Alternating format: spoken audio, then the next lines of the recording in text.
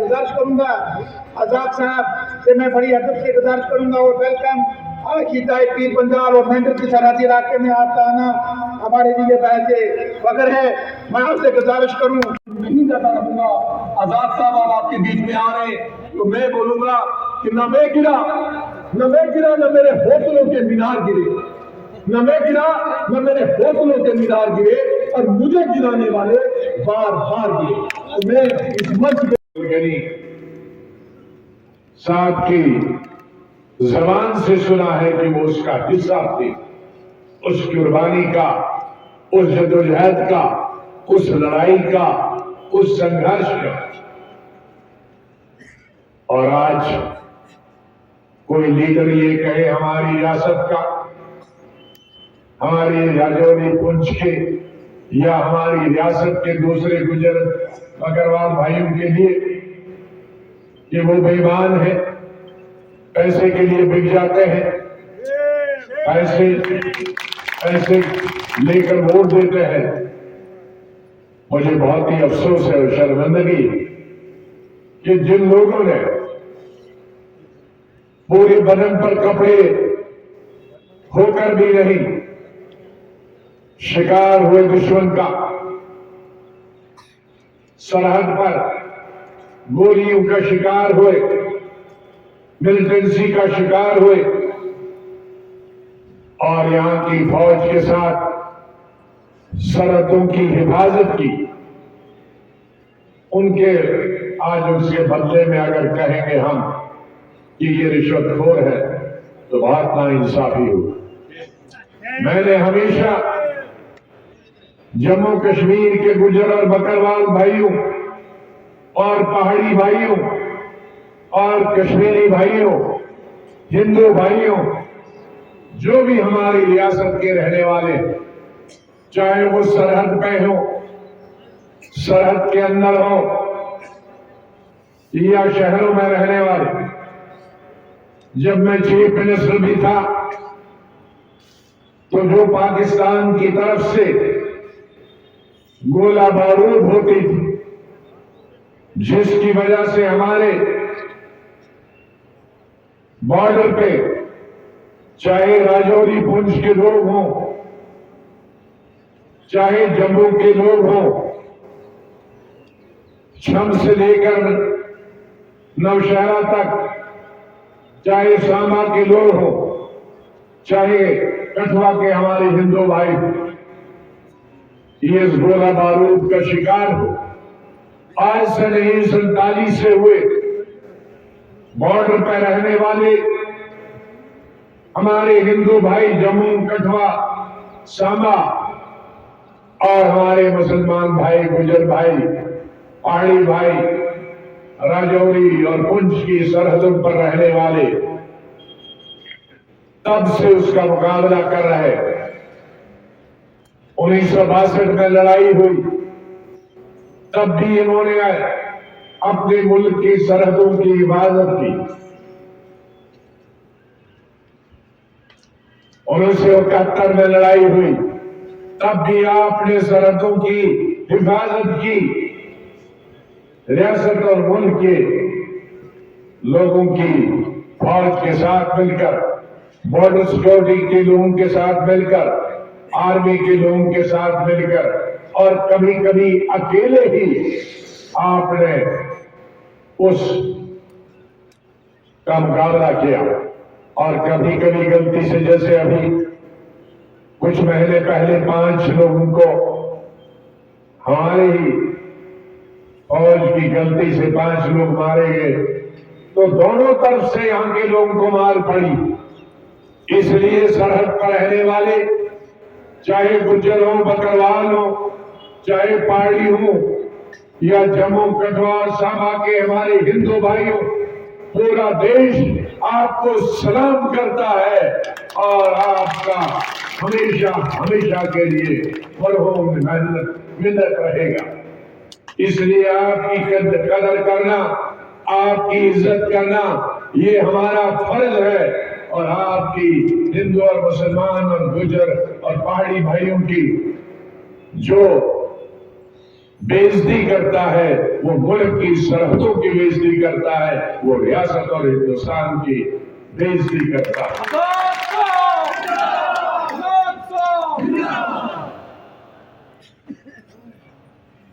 Chief minister होकर DC Rajouri Poonch में मैंने कहा था, जब एक कश्मकश थी यहां पहाड़ियों और गुजर भाइयों के बीच में, मैंने कहा था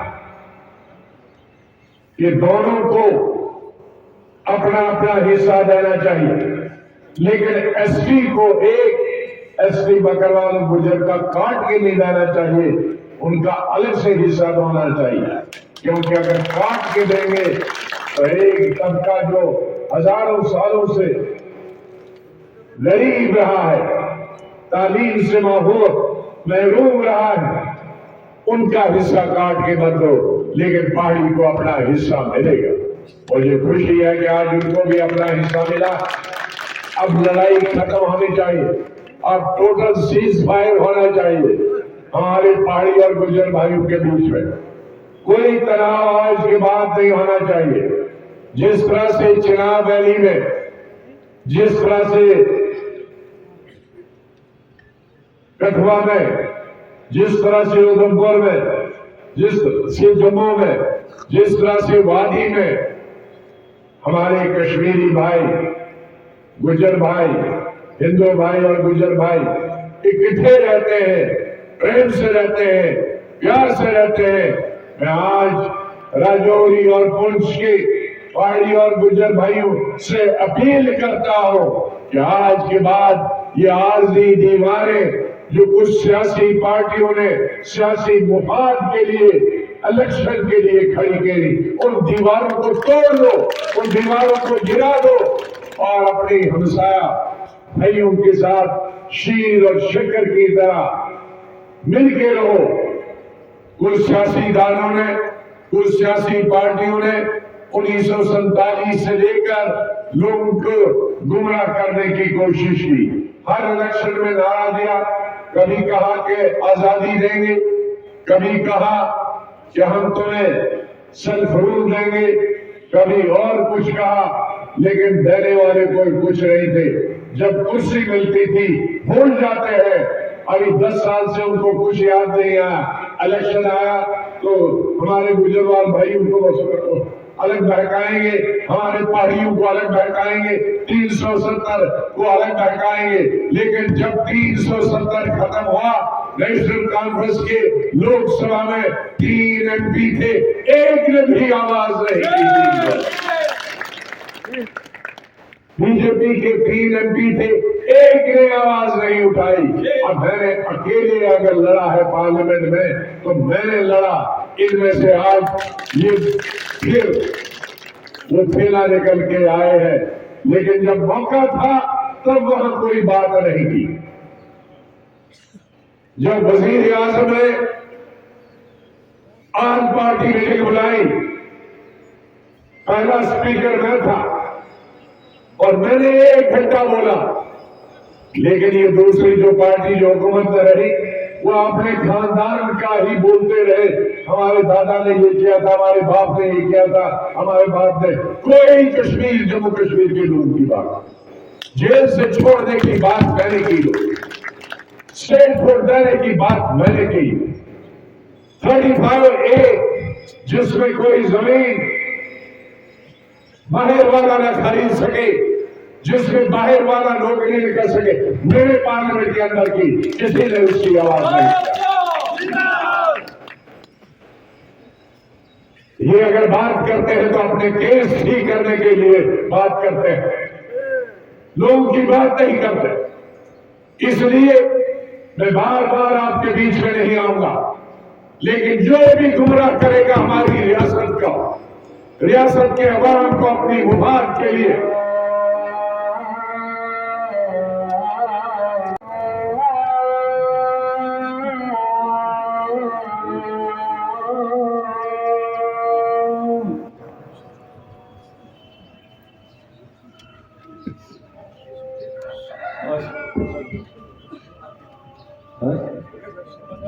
नहीं पहले अजान तक होता।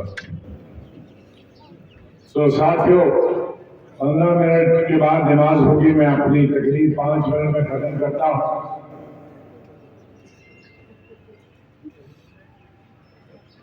आज से मैं कह रहा था कि लोग लीडर, लोगों को कौन गुमराह करता है? लीडर। लोगों को कौन बनाता है? लीडर। लेकिन लीडर का मुफाद नहीं होना चाहिए, जाती मुफाद। लेकिन आज लीडर सिर्फ जाती मुफाद। मैं, मेरे बाद में मेरा बेटा, उसके बाद मेरा पोता। अरे ये सिस्टम तो महाराजा के बगैर में खत्म होगा। अब आजादी आई है, अब तो छोड़ो, अब लोगों को भी कुछ बनने दो। तो इसलिए आप जानते हैं कौन है, मुझे कहने की जरूरत। और वो पार्टियां आज कहती गुलाम नबी आजाद बी टीम में। अरे तुम तो ए टीम रहे हो। मैं तो कभी बीजेपी की मदद से एमपी नहीं बना। मैं बीजेपी की मदद से चीफ मिनिस्टर बना। मैं बीजेपी की सरकार में कभी मंत्री रहा। कौन सा चीफ मिनिस्टर हमारी बीजेपी का मंत्रिमंडल में था? नेशनल कॉन्फ्रेंस का था ना। इसकी वजारत में अटल बिहारी वाजपेयी, उमर साहब मंत्री थे। उन्होंने अपनी शुरुआत ही बीजेपी के मंत्री से शुरू की। मैं तो इंदिरा गांधी की कैबिनेट में मंत्री बना, वो अटल बिहारी वाजपेयी की कैबिनेट। अब वो बी है कि ए प्लस। मैं तो चीफ मिनिस्टर बना इंडिपेंडेंस की। मोदी साहब किसकी वजह से? बसो ना। अरे किसकी मदद से? बीजेपी। महबूबा जी किसकी मदद से? बीजेपी। अब वो है बी के मैं हूं भी, और वो है ना। ऐसा है, दिल्ली में मैं जब नौजवान था तो मुझको एक बुजुर्ग ने कहानी सुनाई कि 2 किस्म के जेब कुतरे होते हैं। जेब कुतरे ना, जेब काटते हैं, शहरों में देहातों में नहीं काटते। तो एक जो जेब कुतरा जो होता है, वो जो अकल वाला नहीं होता, वो भाग जाता। तो लोग उसके पीछे पड़ते हैं। जो चालाक, थोड़ा भाई नहीं वो कहने के समय आगे ये बीमारी लगते हैं, ये खाने पीने सबका हाथ चलता रहता है। तो जो चालाक जेब कुतरा होता, वो खुद जो बैठता है, वो बोलता है ओ भाग गया, वो भाग गया, वो भाग गया। तो लोग उसके पीछे बन जाते हैं और ये भाग जाता है जेब, पैसे जेब में रखे चालाक। तो ऐसे ही हमारे लीडर है, खुद को उनको कोई नहीं कहे कि तुम बीजेपी वाले हो, तो दूसरों कहे ये है, ताकि उनकी तरफ ध्यान। लेकिन गुलाम नबी आजाद जिंदा है, अभी तुम्हारी हिस्ट्री। अभी मुझे कई लोगों ने पूछा कि बीजेपी 400 सीटें आई। मैंने कहा मैं कोई नजूमी नहीं हूं। सब लोग इकट्ठे हो जाएंगे तो बिल्कुल नहीं आएंगे। लेकिन वो एक्स चीफ मिनिस्टर जो बीजेपी की सरकार में था, उन्होंने कहा हाँ 400 मुमकिन है। अब मैं बीजेपी को बढ़ाता हूं कि वो बीजेपी को बढ़ाते हैं। इसलिए क्योंकि ये चीजें हमने कभी बताई नहीं है, तो उसका मतलब है कि लोगों को पता नहीं है। इसलिए मेरे भाइयों, कौन बीजेपी में रहा है, कौन बीजेपी है, ये जो बीजेपी की मदद से और बीजेपी में रहे हैं, वो हम पर इल्जाम लगाते हैं। अब पार्लियामेंट में किसी ने रोया हमारे लिए प्राइम मिनिस्टर, तो किसी काबिल हम थे हमारे लिए प्राइम मिनिस्टर भी रोया। तुम्हारे लिए कौन रोता है? वो मैं फख्र की बात समझता हूं कि एक पार्लियामेंट में मेरी 40 साल लोगों के लिए, कश्मीर के लिए, हिंदुस्तान की आवाम के लिए मैंने जो तकरीरें की, उसने प्राइम मिनिस्टर को भी रुला दिया।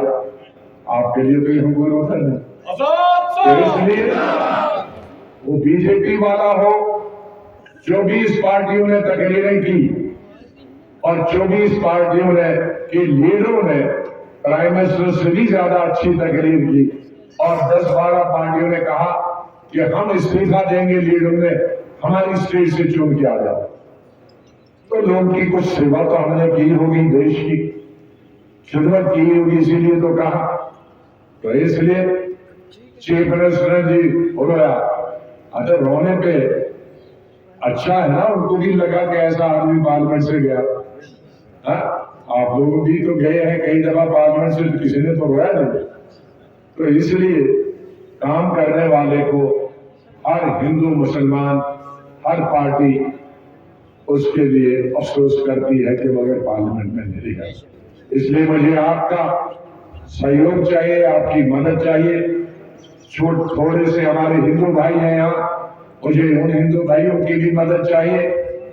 मुझे हमारे एसटी, अब दोनों एसटी हैं, हमारे गुजर बकरवाल भाइयों का भी पूरा मदद चाहिए। हमारे पहाड़ी भाई, उनका भी पूरी मदद करें। चाहे मैंने जो भी 2.5 साल का अरसा मुझे मिला, उसमें मुझ पर कोई इल्जाम नहीं लगा सकता कि मैंने किसी एक ही धर्म या एक ही तबके की खिदमत की है। मैंने अगर सड़कें बनाई है तो सबके लिए, यहाँ डिग्री कॉलेज दिया था, पत्थर भी मैंने रखा था, इनॉग्रेशन भी मैंने किया, डिग्री कॉलेज। अब वो खाली मैंने गुजर भाइयों के लिए नहीं किया, उसमें हिंदू भाई जी भी जाता, उसमें पहाड़ी भाई भी। अस्पताल अगर बनाए, सड़कें बनाए, स्कूल बनाए, तो सभी समुदाय के लिए। इसलिए मेरी नजर में हिंदू और मुसलमान, मेरी नजर में पहाड़ी और गुजर भाई, मेरी नजर में कश्मीरी और गैर कश्मीरी, सब एक जैसे हैं।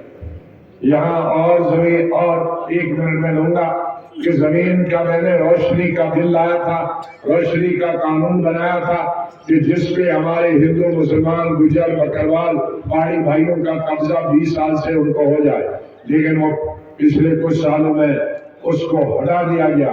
मेरा वादा है कि अगर मेरी सरकार बनेगी तो मैं रोशनी का कानून दोबारा से लागू करूंगा। और आपके जमीन मुलाजिम की जो मुलाजिम है उनको पक्का करेंगे, बेकारी और बेरोजगारी है उसके लिए भी रोजगार पैदा करें। गरीब आवाम के लिए, जो गरीब है, अमीर नहीं, गरीब के लिए बिजली मुफ्त होगी। इन्हीं अल्फाज के साथ, क्योंकि